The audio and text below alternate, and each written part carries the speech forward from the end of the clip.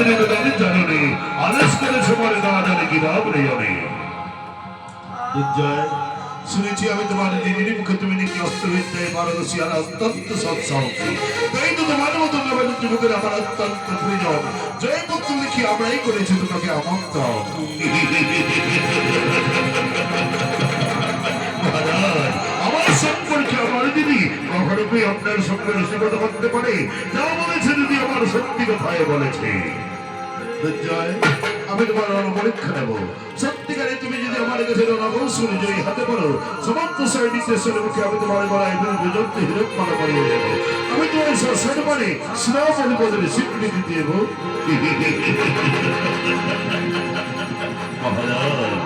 যথেষ্ট চেষ্টা করবো আমি যথেষ্ট চেষ্টা করবো দেখি আমি আপনার পরীক্ষায় উত্তীর্ণ হতে পারি কিনা হরি না হরি তুমি মাত্র চলে যাও এই দিকটির হাতে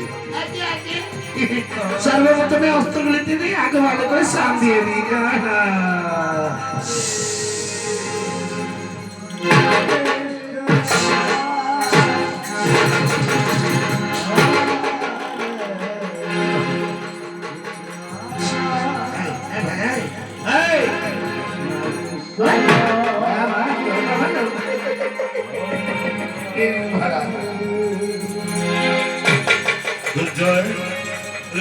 পরীক্ষা দিতে প্রস্তুত হও দেখি তুমি কত নাই বানানো কৌশলে জানো যথার্থ মহারাজ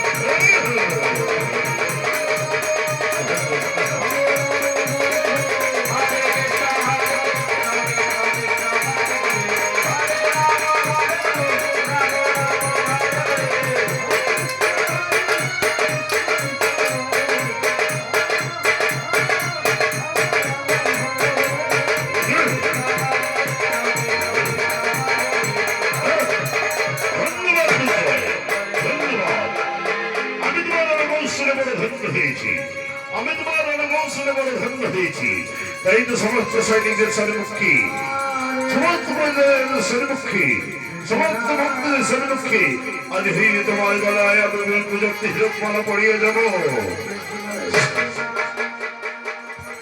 সর্বদে তোমার সেনাপতি পদের স্বীকৃতি নেব ওই রাষ্ট্রিক হে প্রজাবসিক হে ভক্তৃগণ আজ হইতে দুর্জয়কে আমি সম্মানে আজ হইতে সেনাপতি পদে করিলাম তারে গ্রহণ ধন্য মহারাজ ধন্য আপনি আমার সর্বস্ব দেবা ধন্য কতগুলি আমি তোমার স্মৃতি কথা আমি স্মরণ করে দিয়ে যাই কোনদিন তুমি অসহায় দিন দরিদ্র প্রজাদের কাছ থেকে তুমি জোর করে কর গ্রহণ করবে না কোনদিন তুমি ধর্ম প্রতিষ্ঠানগুলিকে ভঙ্গ করো না কোনদিন তুমি ব্রাহ্মণের ভিত্তিকে হরণ করো না এই স্মৃতি কথা তোমার জন্য চিরতরে স্মরণীয় থাকে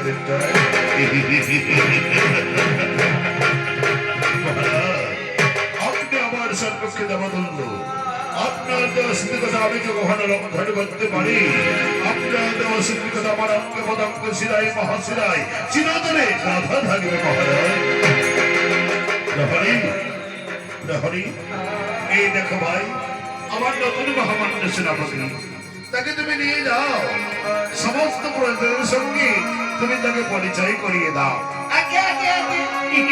আপনি কোনো চিন্তাই করবেন না মহারাজ বাকি কাজ এবার আমার হাতে ছেড়ে দিন আমি সব কিছু বুঝিয়ে দেবো আমি সব কিছু বুঝিয়ে দেবো প্রহরী সর্বপ্রতাই আমার অতিক্রান্ত ক্ষণকাল বিশ্রামের প্রয়োজন আমার আমি আসি ভাই আমি আসি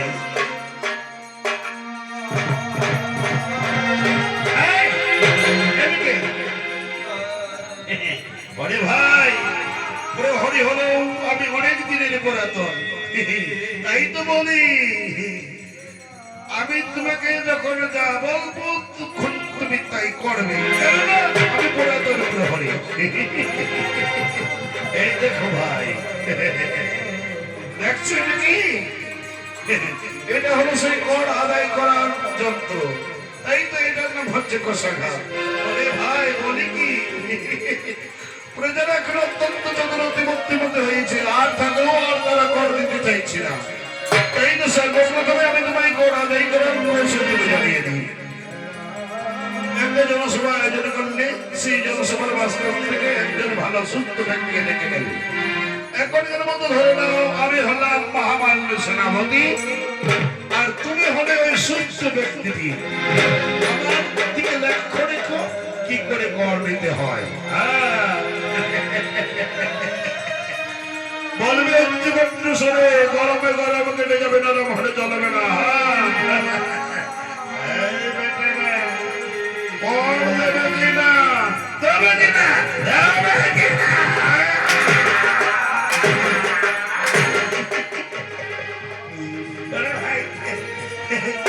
মনে কিছু বলো না, মনে কিছু বলো না, আমি তোমার সেই কর আদায় করার কৌশল জানিয়ে দিলাম।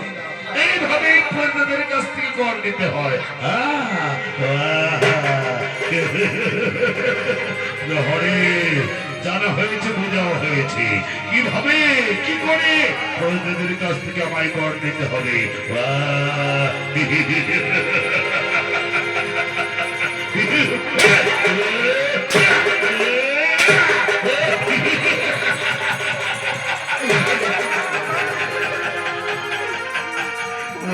হরে তোমার কাছে আমাদের জ্ঞানী ভক্তি বিবেক দিতে হবে। মহারাজ ধন্যবাদ, যেই কামনায় তুমি আমার সেবা পথে যুক্ত করেছো সেবা তোমার ভুল, এই কাজ হইতে দিতে হয়ে তোমাকে সেই ভুলের বাসন। এই প্রসাদের মাধ্যমে যেন শক্তি রাখুন, চরিত্র থাকলে গন্তর হাহাকার অশক্তি রাখুন।